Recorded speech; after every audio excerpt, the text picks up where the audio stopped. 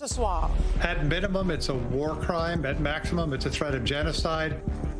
Ultimatum concernant le détroit d'Ormuz. Donald Trump promet qu'une civilisation entière va mourir ce soir. We've got tools in our toolkit that we so far haven't decided to use. The President of the United States can decide to use them, and he will decide to use them if the Iranians don't change their course of conduct.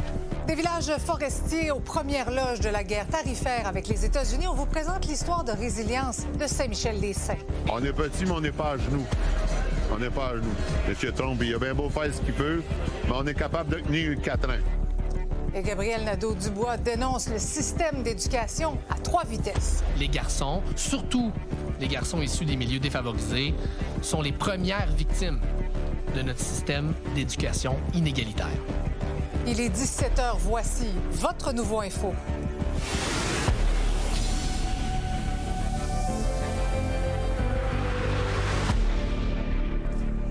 Bonsoir tout le monde, bon mardi. Alors, est-ce du bluff, une tactique pour obtenir davantage de l'Iran dans les négociations?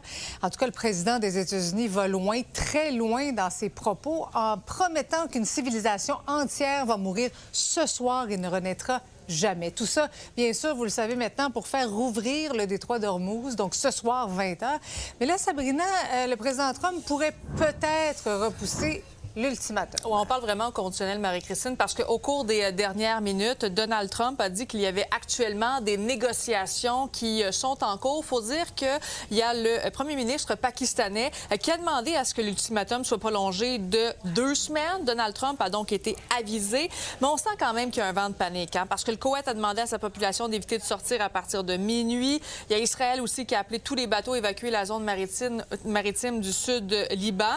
Mais quand même, pendant qu'on attend ce fameux ultimatum à 20h ce soir, il y a quand même eu des frappes du côté de l'Iran. C'est ce que vous voyez à l'écran. On parle d'une vingtaine de personnes qui sont décédées.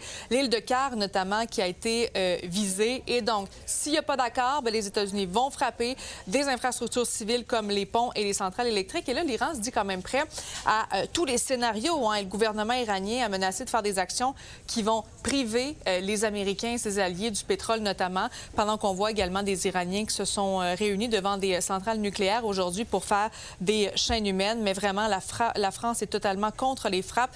Et le pape qui juge inacceptable les menaces, c'est Mark Carney, qui est aussi contre cette menace américaine. Tout d'abord, c'est la responsabilité de tous les combattants, tous les pays dans ce conflit et n'importe quel conflit, de respecter les engagements internationaux, y compris d'éviter les attaques contre les civils et l'infrastructure civile. Il faut toujours respecter les droits internationaux. Donc, ça demeure quand même des propos inquiétants, ce qu'on a vu sur Truth Social. J'en ai parlé avec un professeur d'université. Mais qui est formulé dans un langage qui est très peu celui d'un homme d'État. Et ça fait peur. Et ce qui fait encore plus peur, mais les dirigeants des puissances occidentales ne semblent pas prendre la mesure du danger que ça représente pour eux aussi, pour l'ensemble de l'Occident. Le vice-président des États-Unis a dit qu'ils ont plusieurs moyens, finalement, de frapper l'Iran. Oui, et quand même, c'est la grande question. À quoi pourraient ressembler ces fameuses frappes sur l'Iran? Il y a certaines personnes qui ont parlé peut-être de la bombe nucléaire, mais la Maison-Blanche qui a dit non, donc on n'utilisera pas, en fait, de bombe nucléaire. Pendant qu'on voit ici le vice-président J.D. Vance, qui était du côté de la Hongrie.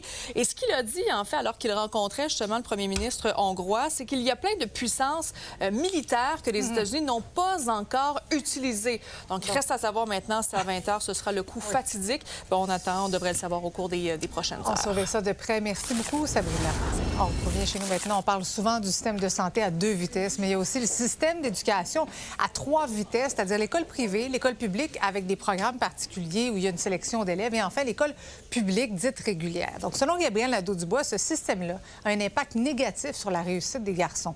Le député de Gouin présentait aujourd'hui un livre blanc intitulé « Ceux qu'on échappe ». Lis la mouche. Si vous vous préoccupez vraiment de la réussite des garçons au Québec, vous ne pouvez plus passer à côté d'une remise en question de l'école à 3 vitesses. Gabriel Nadeau-Dubois veut donc abolir le cheminement dit régulier dans les écoles publiques et offrir l'école sans frais ni sélection. C'est en regardant l'état de la réussite scolaire dans les milieux défavorisés que le député s'est posé la question suivante. Est-ce que la ségrégation scolaire a un impact différent sur les filles et sur les garçons? Non, les garçons et les filles ne sont pas égaux face à l'école à 3 vitesses.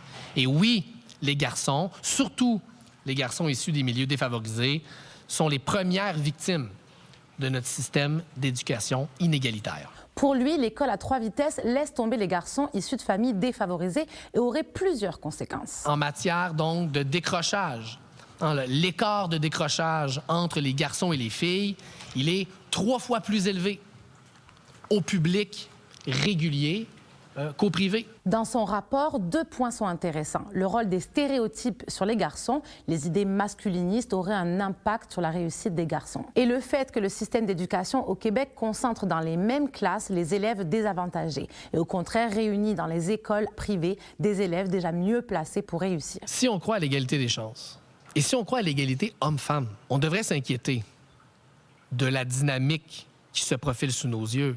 C'est-à-dire une dynamique où les garçons, dans tous les pays développés, sont en train de tomber derrière les filles de manière massive en matière de scolarisation. Dans un contexte de montée du masculinisme, dans un contexte de montée des idées rétrogrades, je pense que l'éducation, ça fait partie de la solution. Et d'avoir massivement des jeunes hommes de moins en moins scolarisés, de moins en moins diplômés, je pense que ça prépare pas un bel avenir. Pour l'organisme École Ensemble, qui lutte contre la ségrégation scolaire, séparer les élèves selon leur performance au Québec est un mauvais message envoyé aux enfants. On leur dit, toi, tu mérites d'être dans la bonne école et toi, tu mérites pas d'être dans la bonne école. C'est la pire chose à dire aux enfants dans leur entrée dans la société, finalement. Et de plus en plus, il y a des écoles publiques sélectives au primaire, au privé subventionné aussi, puis il y en a même maintenant au préscolaire. On a vu des enfants de 4 ans se faire refuser dans des écoles préscolaires dites internationales. On se tire dans le pied, on pourrait faire tellement mieux. Les écoles privées subventionnées qui le souhaitent devraient donc être intégrées avec les écoles publiques dans un réseau commun, pleinement financé par l'État et dans lesquels la sélection des élèves serait abolie. Malgré son départ de la politique, Gabriel Nadeau-Dubois souhaite vivement que des états généraux sur l'éducation voient le jour avant que le système ne soit autant en danger que le système de santé québécois. À Montréal, Lila Mouche pour Nouveau Info. Une nouvelle fait réagir. Vous avez un sujet d'enquête à nous transmettre. Je vous invite à m'écrire par courriel. Vous voyez mon adresse présentement à l'écran. Je poursuis la discussion sur le système d'éducation à 3 vitesses avec notre collaborateur Alain Reyes. Salut Alain. Salut Marie-Christine. D'abord, avant de parler à l'ancien politicien, je m'adresse aux profs et aux directeurs d'école que tu as été. Est-ce que le constat de M. Nadeau-Dubois est fidèle à la réalité? Il est fidèle. Je dirais, par exemple, un petit bémol, je trouve qu'on mélange des choses. Il y a des mythes, à mes yeux, lorsqu'on parle des programmes particuliers dans les écoles, des écoles privées. On laisse toujours sous-entendre que dans tous ces établissements-là, il y a une sélection qui est faite au niveau académique par les directions d'école, les équipes écoles, pour choisir les meilleurs. Pas nécessairement. Dans certaines écoles privées, tous les élèves sont acceptés. Il y a des programmes particuliers pour que chacun des élèves aille dans un programme qui l'intéresse le plus. Où c'était intéressant, c'est Gabriel Nadeau-Dubois. Ce qui était différent dans le discours qu'on avait plus à gauche avant au Québec, c'est que dans le temps, on dénonçait ces programmes particuliers. Lui, ce qu'il dit, le constat qu'il fait, c'est que lorsqu'il y a un programme particulier, l'écart entre les garçons et les filles est plus petit que dans les groupes réguliers. Donc, on devrait avoir plus de programmes particuliers.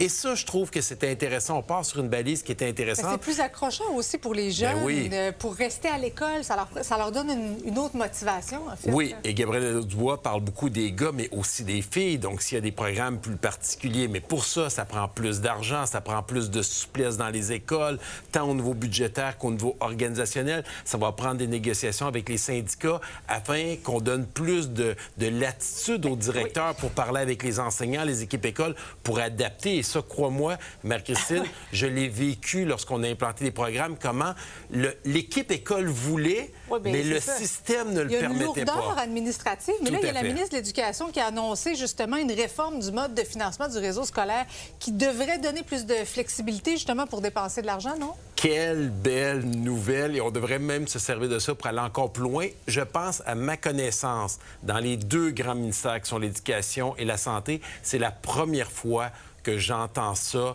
de vouloir diminuer le nombre d'enveloppes budgétaires, d'arrêter de tout mettre dans des silos, de faire confiance aux gens sur le terrain pour choisir où aller Concrètement, l'argent. explique-nous qu'est-ce que ça va permettre aux écoles, parce que ce sont quand même les centres des services scolaires qui vont gérer cet argent-là. Premièrement, j'irai plus loin, j'irai mettre l'école directement dans les budgets des écoles pour enlever une autre strate, mais on n'est pas rendu là. Mais un exemple très simple, une équipe école, un directeur a besoin d'un psychologue. Il n'y en a pas de disponible. L'enveloppe est fermée.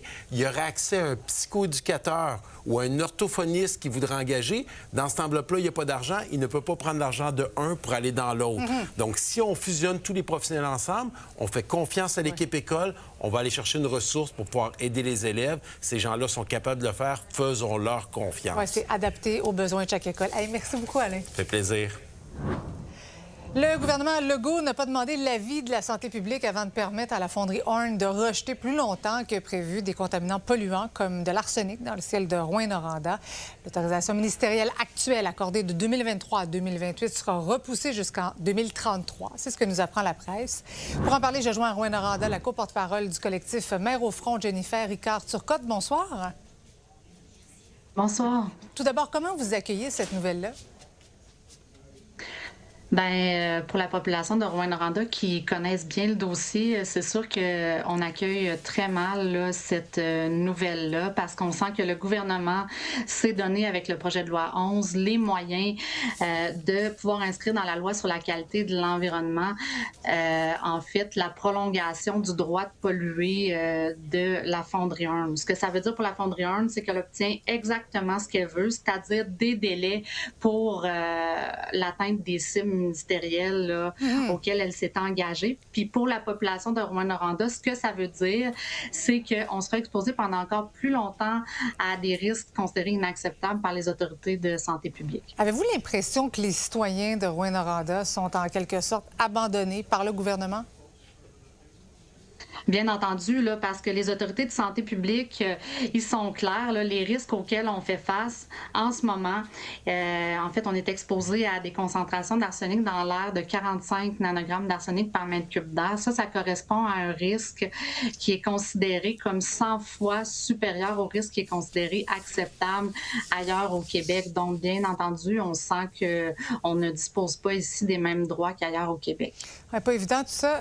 En terminant, dites-moi, nous aurons de nouvelles élections, bien sûr, à l'automne. Quel message vous aimeriez envoyer au prochain gouvernement? Bien, en ce moment, on est face à un gouvernement qui instrumentalise en fait la position des autorités de santé publique. Ça a été démenti ce matin. En fait, ils instrumentalisent les positions de santé publique en laissant entendre que la santé publique, elle appuie les dispositions qui sont intégrées dans la loi pour accorder les délais à la fonderie Horn. Nous, ce qu'on s'attend des prochains gouvernements, c'est qu'ils soient à l'écoute des autorités de santé publique et qu'ils soient à l'écoute de la population et qu'ils se responsabilisent de leur responsabilité de garantir les droits fondamentaux là, de la population de notre ville. Oui, parce qu'à ce moment-ci, quels sont les moyens pour les citoyens de se faire entendre? Ben en fait, il n'y en a pas tellement. Là, les dispositions pour accorder des délais à la fonderie, ils viennent d'être inscrits à la loi. La loi sur laquelle ils viennent d'être inscrits à la loi et la loi n'a pas, le projet de loi 11 n'a pas encore été sanctionné, mais il a été adopté en commission parlementaire. Donc, ce n'est qu'une question de temps là, pour que l'autorisation ministérielle accorde à la fonderie Horn exactement ce qu'elle demandait. Puis le gouvernement, il parle de balance des inconvénients, mais c'est extrêmement, même profondément choquant de constater que dans cette balance-là, la santé de nos enfants, la santé de notre communauté, elle pèse moins lourd que les intérêts là, d'une multinationale milliardaire étrangère. Oui, David contre Goliath. Madame Ricard-Turcotte, merci beaucoup d'avoir été avec nous. Ben, c'est moi qui vous remercie. Dans la mission Artemis 2 et sur le chemin du retour, la capsule Orion a entamé son voyage de 4 jours sans propulsion, seulement donc attiré par le champ de gravité de la Terre. Dans les dernières heures, l'équipage, dont le Canadien bien sûr Jeremy Henson, a fait un tour complet de la Lune.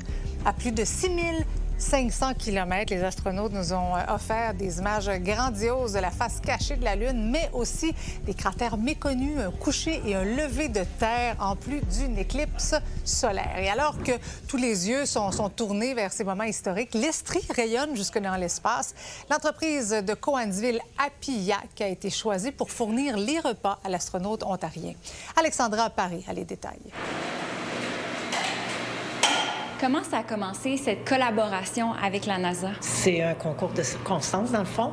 L'Agence spatiale canadienne m'a approché ou nous a approché il y a quelques années pour une mission sur la Station spatiale internationale. En 2018, les premiers contacts pour l'astronaute qui était là-bas. Donc, on avait fabriqué 4 mets qui sont allés dans l'espace à ce moment-là. Et là, ils ont renouvelé l'expérience avec notre crevette au curry pour Artemis 2. Depuis que ça a été médiatisé, dites-moi, est-ce que vos ventes ont augmenté? Oui, ce matin, il y avait 3 fois plus de commandes que d'habitude. Que les autres débuts de semaine. Alors, oui, ça a un impact. On est bien content de ça. Plus les gens nous connaissent, plus c'est apprécié. Et c'est bon pour nous. Bien, ici, là, actuellement, on fait du portionnement. Donc, on portionne les aliments avec la portionneuse. On vient portionner directement dans les sacs. Donc, c'est ici qu'on emballe. On va mettre les aliments dans les sacs, on va les sceller, on met une date. On fait nos tests de qualité là, pour s'assurer que tout est conforme, prêt à envoyer au client. Qu'est-ce qu'on retrouve dans vos produits qui font que, justement, par exemple, cet astronaute aura tout ce qu'il faut pour, justement, compléter sa mission? Les produits sont super bien équilibrés. Dans le fond, ils sont riches en protéines, ils ont des fruits et légumes à l'intérieur, c'est pas riche en sucre. Comme c'est des produits qui sont séchés à froid, la valeur nutritionnelle puis la valeur organoleptique ou sensorielle, dans le sens que la texture, la couleur, le goût demeurent une fois que c'est réhydraté, bien, ça convenait très bien. Vous avez été appelé à voyager dans le cadre de ce contrat-là? Je suis allée en Floride voir le lancement d'Artemis. Ça m'a vraiment étonnée de voir la quantité de personnes qui peut travailler sur une mission de ce genre. Lors du décompte du 10 secondes avant le lancement, c'était vraiment impressionnant. Tout le monde calculait en même temps. Et là, on a vu la fusée vraiment partir à zéro. Et c'était vraiment, vraiment impressionnant. C'était de toute beauté de voir ça partir dans l'espace.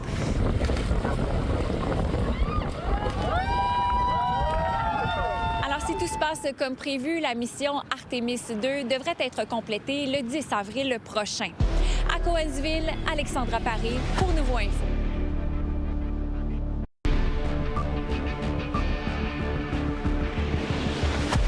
C'est Louis Mathieu qui nous parle depuis le Saguenay-Lac-Saint-Jean. Alexandra est sous la neige en Estrie. Mais d'abord, je commence avec toi. Samuel, en Mauricie, le député caquiste Donald Martel qui a confirmé qu'il va tenter d'obtenir un 5e mandat aux prochaines élections.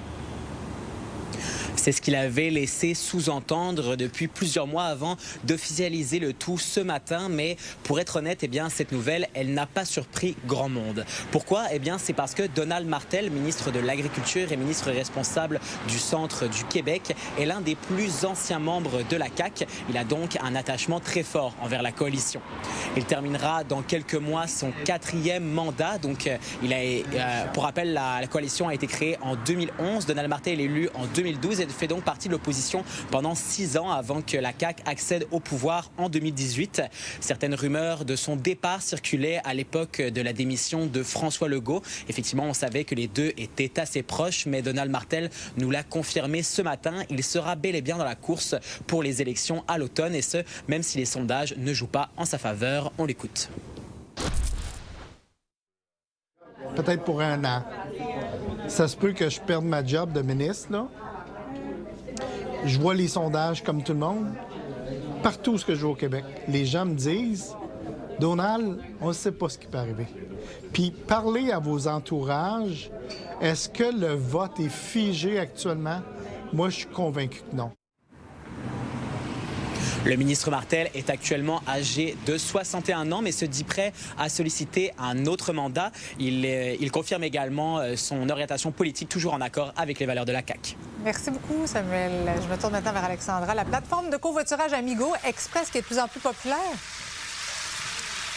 Oui, Amigo Express a la cote, et pas juste ici en Estrie, Marie-Christine, mais partout au Québec. Alors, on rapporte une hausse de 15 d'activité sur cette plateforme de covoiturage uniquement pour le mois de mars.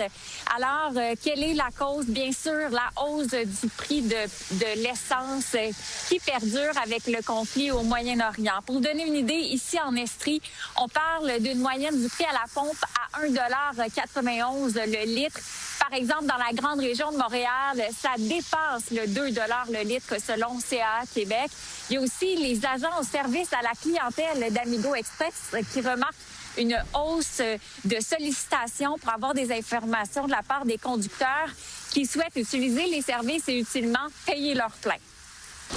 À chaque fois qu'il y a des augmentations du prix de l'essence, on a des gens qui s'intéressent au covoiturage. C'est là qu'on va chercher une communauté de conducteurs un peu plus à chaque fois. Depuis début mars, il y a des moments, il y a des semaines qu'il y a plus d'offres justement de covoiturage. Puis à ce moment-là, je me ramasse avec moins de personnes dans l'auto. C'est vraiment moins cher que les autocars pour aller à Québec et à Montréal.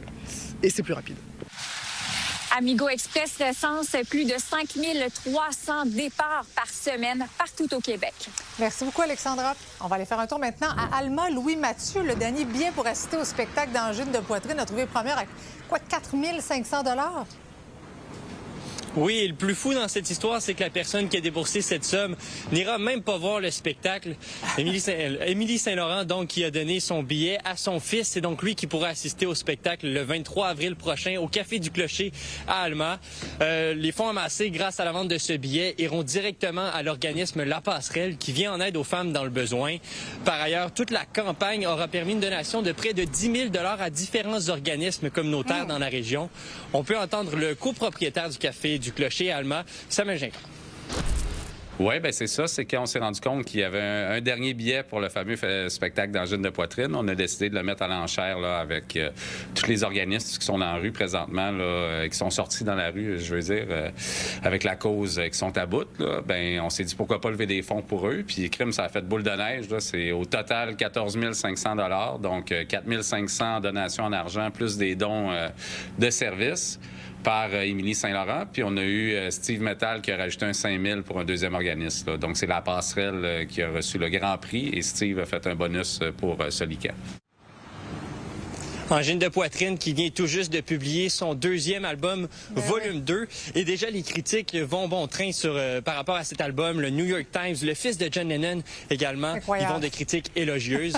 Le groupe qui sera en spectacle un peu partout dans la province, mais aussi à l'international. Merci beaucoup, Louis Mathieu. Voici ce qui vous attend au cours de la prochaine demi-heure. Le président américain multiplie les menaces envers le peuple iranien. Jusqu'où pourra-t-il aller? J'en discute avec Yves Boisvert. On plonge dans l'histoire de victimes d'enlèvement grâce à la nouvelle série documentaire « J'ai été kidnappé ». Et le boxeur Alex Hilton est mort dans son sommeil à 61 ans. On en discute avec les gars du CKC. Mais d'abord, course à la direction de la CAQ. C'est aujourd'hui, le début de la période de vote. Les membres ont jusqu'à dimanche, 15 h, pour faire leur choix entre Bernard Drinville et Christine Fréchette. Madame Fréchette qui a d'ailleurs annoncé aujourd'hui de nouveaux appuis. Jean-François, donc, le ministre des Ressources naturelles et des Forêts, est l'un d'entre eux.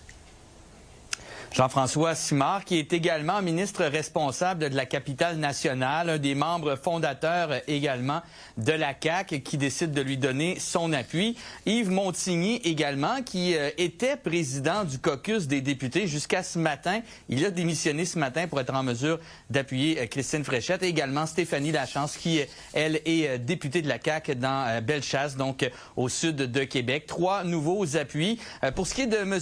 Simard, bien, il a quand même réfléchi assez longtemps à savoir s'il allait ou non appuyer un candidat. Déjà, il croit que, en fait, Mme Fréchette est la meilleure pour plusieurs raisons, notamment pour les enjeux de la capitale nationale, dont le troisième lien. Il croit que, comme Mme Fréchette, bien, ce troisième lien doit être à l'Est. On a eu une course au leadership emballante, où il y a eu plusieurs idées, et Bernard a contribué à ça. Mais au final, il faut faire un choix. Et moi, je connais très bien Christine. Et je pense qu'il est très révélateur que les 3 membres signataires du manifeste de départ de la CAQ, que sont Lionel Carman, Jean-François Roberge et moi-même, nous sommes 3 à appuyer Christine Fréchette. Je vois là-dedans une figure de symbole assez importante. Jean-François, pour ce qui est du vote à la CAQ, il y a eu quelques petits enjeux aujourd'hui? Oui, en fait, ce qui s'est passé, c'est qu'il y a le numéro pour accéder au vote d'un des membres de la CAQ, donc qui a été envoyé par erreur donc à tous les autres qui n'avaient toujours pas voté ce matin. Ça s'est passé vers 11h30. On a assuré du côté de la CAQ donc que ça avait quand même là, été réglé assez rapidement, que le processus de vote n'a pas été mis en danger à cause de cela. On dit aussi que bon, certains membres, anciens membres de la CAQ disent qu'ils ont aussi reçu un numéro d'identification personnelle pour pouvoir voter. Mais on rappelle du côté de la CAQ, notamment, là, que ceux qui se sont inscrits, qui sont devenus membres en 2022, lors de la dernière élection, sont toujours membres, là, même s'ils ont décidé de peut-être pas appuyer la CAQ cette année. Donc, ils reçoivent, tout comme les autres membres, là, ce code-là. Ceux qui l'ont fait se sont désistés, en fait, d'être membres de la CAQ depuis le 13 mars. De ce côté-là, il ne devrait pas y avoir eu de code qui a été envoyé. Mais bon, on sait que ces gens-là vont pouvoir voter jusqu'à dimanche, 15h. On devrait avoir là, dans quelques minutes le taux de participation pour cette première journée. Ce sera dévoilé à 18h à chaque jour. Et bien sûr, le grand gagnant qui sera dévoilé à 15h dimanche. Merci beaucoup, Jean-François. 150 villages forestiers au Québec ont vu leur économie frappée de plein fouet par les tarifs de Trump sur le bois. Mais aujourd'hui, on vous raconte une histoire de résilience. Mon collègue Étienne est avec moi. Étienne, donc, tu es allé à Saint-Michel-des-Saints, un petit village qui a un seul employeur et qui a dû fermer ses portes temporairement. Donc, imaginez quand l'employeur principal doit fermer ses portes. C'est ce qui s'est passé en août dernier à cause de ces tarifs. Du village, ben oui, absolument. À peu près il y a 2000 citoyens et on dit que dans chaque maison du village, il y a quelqu'un qui travaille à l'usine ou qui est touché indirectement. Et donc, 45 de tarifs sur le bois d'œuvre, ça a eu des conséquences dramatiques dans ce village-là. On a rencontré plein de citoyens qui vivent les conséquences, même psychologiques de ça. Depuis des mois, ils ne travaillent plus. Là. Et regardez, rencontrer le PDG de l'entreprise qui, évidemment, a été ébranlé lors de l'annonce il y a quelques mois. Ouf, hein, de voir ça vide. C'est pas parfait. Qu'est-ce que vous ressentez en voyant ça vide? Bien, regardez, quand on les construit, c'est pas pour les arrêter. Quand tu as un tarif de tout près de 45 %, c'est impossible, c'est économiquement impossible. Ah oui. À partir de là, mais nous, on a préféré jouer de prudence. Puis chacune des analyses nous emmenait à dire on est mieux de préserver l'actif que d'essayer d'aller jouer là. Préserver l'actif, ça veut dire fermer l'usine? Fermer l'usine, s'assurer de ménager les liquidités au maximum. Quand vous avez fait cette annonce-là, donc combien de gens ont perdu leur emploi cette journée-là?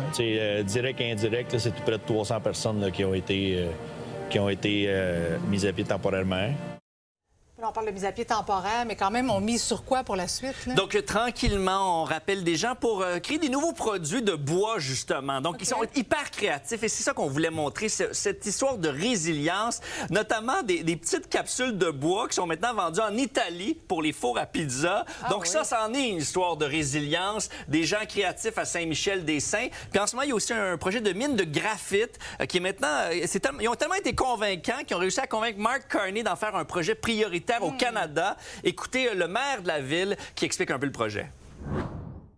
C'est important pour l'avenir économique du village? Et pas que du village, de la région. Ah ouais. De la région, écoute, ça va amener beaucoup de travail, ça va amener beaucoup de sous-travail aussi. Il va y avoir du monde qui vont s'implanter à Saint-Michel-des-Saints, qui ne dépendra pas des produits forestiers comme à cause de M. Trump. On va pouvoir le contourner avec ça. Là. M. Carney, avec l'annonce qu'il a faite dernièrement avec l'armement, qui veut, mais l'armement, il va prendre 30 % du produit de la mine d'ici. Ah oui. Depuis qu'on est tout petit, que c'est le bois qui nous fait vivre. Puis c'est une richesse renouvelable. Mais d'avoir le graphite aussi... Bien, tu sais, ça va nous aider, c'est sûr. Puis c'est une exploitation qu'il faut bien gérer, par contre. Il y a 130 000 Québécois qui dépendent de l'industrie du bois, qui doivent se réinventer. Oui. Ça, c'est un exemple de résilience, mais les prochains mois ne sont pas nécessairement faciles.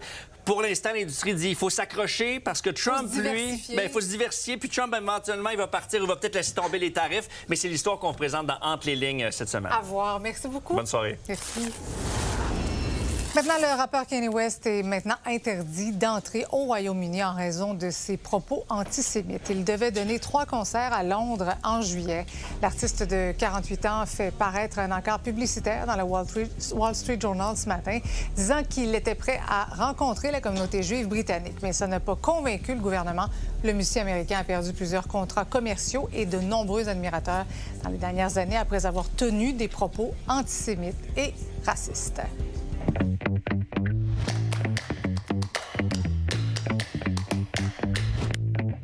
Salut Yves. Salut Marie-Christine. Alors, les propos du président américain envers l'Iran font grandement réagir, à commencer par le premier ministre du Canada qui l'invite gentiment à la plus grande des prudences. Marie-Christine, déjà hier, c'était grave. Quand il utilise un langage là, de bandit, de menace, en disant qu'il va détruire tous les ponts et les infrastructures électriques de l'Iran si, à 20 h ce soir, ils n'ont pas rouvert le détroit d'Ormuz, c'était déjà grave parce que c'est une menace de faire des crimes de guerre. Tu n'as pas le droit, volontairement, de t'en prendre à des infrastructures civiles dans une guerre. Mais quelqu'un pourrait y voir une technique de négociation, du bluff, pour tenter de se tirer davantage à l'Iran? Bien sûr, et c'est typique de Donald Trump. Dans The Art of the Deal, c'est exactement ça qu'il dit. Il faut pousser au maximum. Et quand vous arrivez proche d'une entente, il faut en rajouter une couche. Sauf que, Marie-Christine, il ne s'agit pas d'un deal d'immeuble à Manhattan, là, comme il faisait dans le temps. En ce moment, c'est la sécurité du monde qui est en jeu. Et là, aujourd'hui, on a rajouté une couche en disant il y a une civilisation qui va peut-être s'éteindre ce soir. C'est pas rien quand même. Mais s'il gagne son pari, ça va légitimer son type de négociation? Ben oui, peut-être que c'est ça qu'il va dire. Mais écoute, un président des États-Unis n'a jamais utilisé un tel langage. C'est un langage de criminel. Parce que de menacer, d'aller aussi loin et de commettre des crimes de guerre, en soi, même si c'est une technique de négociation, c'est tout à fait inacceptable. Parce qu'on est censé avoir un président qui obéit à certaines lois. Et pas juste le droit international. Les lois américaine. Un soldat qui obéirait à ces lois-là commettrait un crime qui pourrait l'amener devant la cour martiale. Il n'y a rien qui légitime, finalement, ce genre d'attaque. C'est comme tuer un prisonnier de guerre. Bien sûr que ça ne se fait pas. Pas seulement à cause de la Convention de Genève, mais à cause des lois américaines. C'est loin de faire l'unanimité, bien sûr, ce genre de propos. Et là, il y a même des gens de sa base qui lui tournent le dos. Je pense à certains animateurs de podcasts, notamment. Ben oui, parmi les plus... disons, les plus fervents de la première heure. On pense à Tucker Carlson, on pense à Joe Rogan, qui disent, voyons, c'est une trahison de ce que vous avez promis, plus de guerre inutile, ainsi de suite. Et donc, ces gens-là étaient les plus fervents partisans de Donald Trump, ceux qui l'ont aidé à se faire élire 2 fois. Et d'autres de la base MAGA, comme Marjorie Taylor Greene, qui est devenue une anti-Trump, qui dit qu'il est complètement cinglé. Alors, il y a ça, et il y a la communauté internationale. Et Marie-Christine, quelle va être la réputation des États-Unis après le passage de Donald Trump? Qui peut faire confiance à ce pays-là, qui menace ses propres alliés, qui menace de commettre des crimes envers des civils? C'est grave, ça. Est-ce que tu penses que l'Iran va plier d'ici 20 heures? Est-ce que le détroit d'Ormuz va ouvrir? Je n'en ai aucune idée. Je ne peux pas croire qu'il exécute ces menaces. Mais pour le reste, Marie-Christine, je ne le sais pas. C'est inquiétant tout ça. Merci beaucoup, Yves. À demain. À demain. Plus tard à l'émission, les Canadiens de Montréal accueillent ce soir les Panthers de la Floride. Au Centre Bell, une nouvelle occasion pour Cole Caulfield d'atteindre le plateau des 50 buts.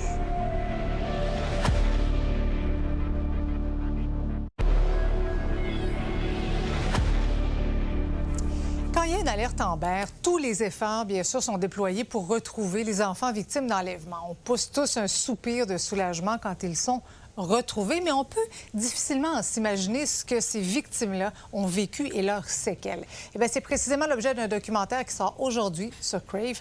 Mon collègue Elliot Tremblay a rencontré le réalisateur, lui-même enlevé par un parent. Parce que mon père, quand j'étais jeune, il m'a kidnappé. Les alertes Amber existent au Québec depuis 2003. Elles sont déclenchées uniquement quand les policiers croient qu'un enfant a été enlevé et que sa vie est en danger. Et malgré les perceptions, elles demeurent assez rares. Dans les dernières années, on parle de 2 à 6 alertes par année. En 2024, il y en a eu 5 au Québec.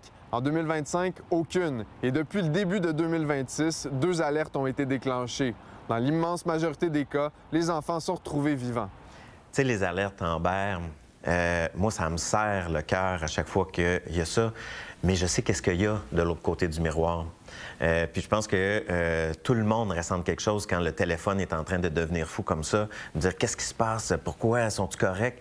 Mais la série donne un accès privilégié à l'autre côté du miroir. Quand un enfant est kidnappé, toute l'attention est là-dessus. Le retrouver, le ramener à la maison, puis quand ça arrive, on respire enfin. Mais pour ces enfants-là, l'histoire est loin d'être terminée. C'est pas juste leur récit qu'ils nous racontent. Ils nous racontent aussi le après. Parce qu'une fois que tu as été retrouvé, il faut que tu te retrouves toi-même. Dans la série documentaire « J'ai été kidnappé », on rencontre Christian Hébert, qui a été enlevé en 1986 par 2 hommes armés. Ils l'ont kidnappé dans une vanne et ils l'ont gardé captif pendant près de 3 jours. Les séquelles sont là, puis elles vont demeurer. Puis aujourd'hui, parmi les traits de personnalité, c'est que je vais être en état d'hypervigilance 24 heures sur 24. Je vais avoir énormément de difficultés à faire confiance aux gens. L'instinct de méfiance m'a fait perdre des opportunités parce que le commun des mortels va interpréter, exemple, cette méfiance-là comme un des intérêts. Puis tu sais, c'est pas vendeur. Tu t'en vas sur une date, puis tu dis à la personne « Hey, by the way, si tu as l'impression que je suis froid, c'est pas parce que je suis désintéressé, c'est parce que je me suis fait kidnapper quand j'avais 13 ans. » Des années plus tard, plusieurs victimes d'enlèvement vivent encore avec les traces du traumatisme.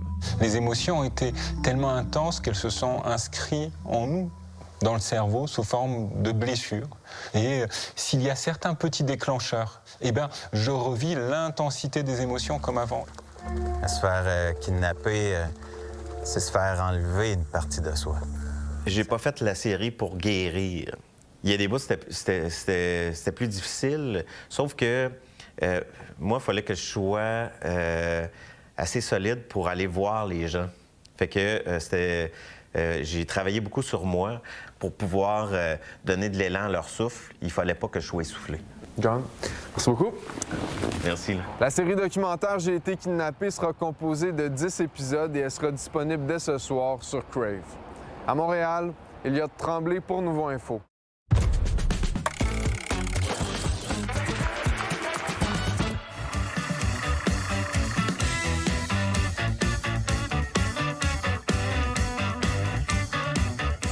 C'est audacieux, on pourrait dire, Alex. Hein? Bien, ce sont des extraterrestres, après tout. Oui, ça va être pour ça que ça intéresse tant de monde. Oui, ça intéresse beaucoup les Américains. Alors, l'album Volume 2 d'Angine de poitrine est sorti à peine vendredi dernier, que déjà les critiques explosent chez nos amis les Américains, entre autres au New York Times, où on encense l'album. On dit qu'il y a une cohésion entre toutes les pièces de cet album-là, que c'est un sans faute à la guitare, sans la moindre erreur. Il y a le New York Times, mais il y a plein d'autres magazines aussi qui sont très positifs par rapport au groupe. Des musiciens aussi, Dave Grohl, l'ancien de Nirvana, des Foo Fighters, Sean Ono Lennon aussi, qui encense le duo sur le web, sur les internets. Et ça se décline sur Spotify. Ils sont rendus à 1,3 million d'écoutes par mois à travers le monde. Je suis fière d'eux quand même, déjà du Saguenay-Lac-Saint-Jean. Bravo. Alors, pour tous ceux, pour toutes les mauvaises langues qui disaient que ça t'offrait pas longtemps... en tout cas, ça t'offre le temps que ça... Et merci à ces extraterrestres d'avoir choisi le Québec pour s'établir sur notre planète. Le tirage au sort est à peine terminé que Céline annonce des supplémentaires. Que serait une journée sans nouvelles de Céline? Alors, on a appris aujourd'hui. Donc, en fait, déjà, 30 000 places au lieu de 40 000 par soir parce qu'on a reconfiguré la salle pour la fosse, mais aussi on a ajouté des bancs assis au parterre et 6 supplémentaires. Donc, il y aura 2 supplémentaires en septembre, 4 autres en octobre. C'est bien sûr dans la cédule de ce qui était déjà prévu pour les spectacles. Donc, à partir de vendredi, je le répète, ces 6 spectacles-là seront aussi accessibles pour aller voir Céline in Paris. Bon, maintenant, la drague Rainbow qui a rempli le Cabaret Mado après l'annulation de Lady Gaga. Ici au Québec, on niaise pas avec ça quand il arrive un pépin. On se revire sur un 25 cents. Alors, la drag queen, en fait, Lady Gaga annulée vers 17h, Rainbow vers 17h20 faisait une annonce, a appelé ses amis du Cabaret Mado en leur disant « Ouvrez les portes, on va aller faire un show hommage. » Il faut s'entendre, le cabaret s'était fermé. Donc, le personnel est rentré. Rainbow a appelé des amis pour faire le show. Les portes ont ouvert à 20h, puis on vient de le voir. C'était à pleine capacité. Ils ont dû même refuser des gens. Donc, c'est un petit plaster, si tu veux, sur cette annulation de Lady Gaga. On félicite Rainbow pour l'initiative. Et Rainbow, je vous le souligne, va être collaboratrice à Pas pour rien. Oui. Il va commencer ce jeudi à 19h30. Alors, j'ai bien hâte. On tourne demain. Et à Mané, dans le métier, on dit faut casser la glace à un moment donné. J'ai bien hâte de voir ça. T'es bien fine. On en reparle la semaine prochaine, mon cher Alex. Bonne angine. Merci, Poitrine. Les sports, retour. Yannick, Frédéric, bonsoir. Bonsoir, Marie-Christine. Alors, le CH entreprend le dernier sprint de son calendrier de 82 matchs, mais ce qui va certainement retenir encore l'attention, c'est la chasse aux 50 buts. Tout à fait. On l'attend depuis déjà trop longtemps. T'es tanné, hein, Yannick? On se souhaite que ce soir, il puisse franchir le cap des 50 buts. Et qui sait, peut-être, dans cette victoire, son capitaine, Nick Suzuki, qui a 95 points, pourra atteindre le plateau des 100 points. Mais le joueur que vous voyez, c'est Alexandre Texier et Kirby Dack qui ont reçu le feu vert des médecins pour effectuer un retour au jeu. Donc, pourrait disputer le match de ce soir contre les Panthers de la Floride décimés. Ils sont les doubles champions de la Coupe Stanley, mais il y a plusieurs éléments clés qui ne sont pas là. Reinhardt, Tkachuk, Marchand, le capitaine Barkov, évidemment.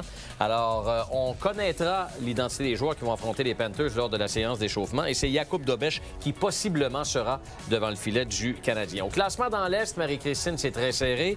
Le Canadien est 3e à 2 points de Buffalo et Tampa Bay. Le Canadien a un match de plus à disputer que les Sabres. Le Lightning joue ce soir contre les Sénateurs à Ottawa. Les Bruins, les Flyers, les Blue Jackets, les Red Wings en action également. Ce soir, c'est extrêmement serré. Et une raison de plus, Marie-Christine, de regarder le match du Mammouth de l'Utah ce soir. Ils vont utiliser pour la toute première fois leur nouvelle Zamboni, surnommée la Zamoth. Ça, c'est une Zamboni des Jeux olympiques de Salt Lake City de 2002 qu'ils ont modifiée. Et donc, ils l'utiliseront dès ce soir. On a tous très hâte de voir de quelle manière, avec les défenses, les longues défenses, on va réussir à aller dans le coin pour nettoyer, évidemment, la patinoire. Mais c'est très, très original.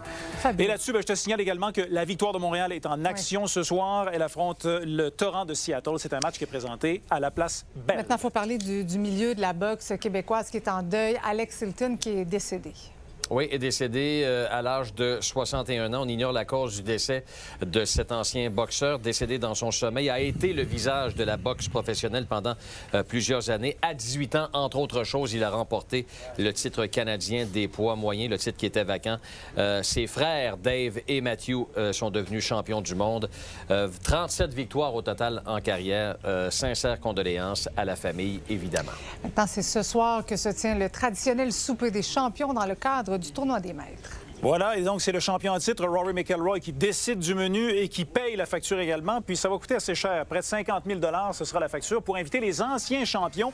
Voici le menu, si jamais ça te tente d'aller faire un tour. Parmi les amuse-bouches servis, donc, il y aura des dattes entourées de bacon, c'est une recette de sa mère, un carpaccio de thon. Le repas principal, tu as le choix entre un filet mignon de wagyu, saumon poêlé.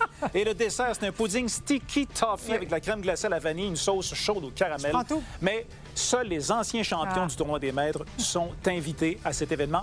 En voici quelques-uns, justement, avec le fameux veston vert. Ça débute jeudi, mais demain, c'est le tournoi normal 3 qui sera présenté. Et c'est présenté sur nos ondes jeudi à vendredi. Mais ça y coûte 50 000 $, mais il y a eu une bourse l'an dernier quand il a gagné de 4,2 millions de dollars. Je pense qu'il y a une bonne marge pour payer tout ça. Quand même. C'est ça, exactement. Merci beaucoup, les gars. À demain. À demain. Dans la catégorie coup de pub, en voici tout un en plein direct de la mission Artemis 2, vu par des millions de spectateurs. Un pot de Nutella qui s'est invité dans le plan de caméra en flottant en apesanteur. Là, vous comprendrez que la séquence est devenue virale. Chez Ferrero, là, qui est propriétaire de la marque, on affirme qu'il ne s'agissait pas d'une publicité ou d'un placement de produit.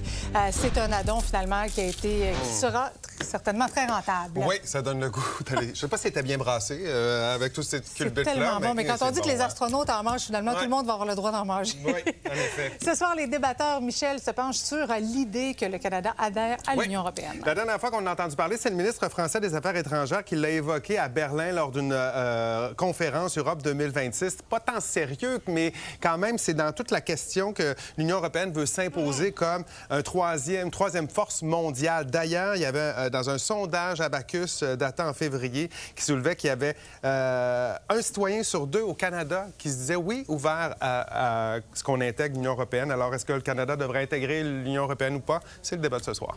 Bonne émission, Jean-Michel. Merci, bonne soirée. Excellente soirée à notre antenne. On se retrouve demain, 17h.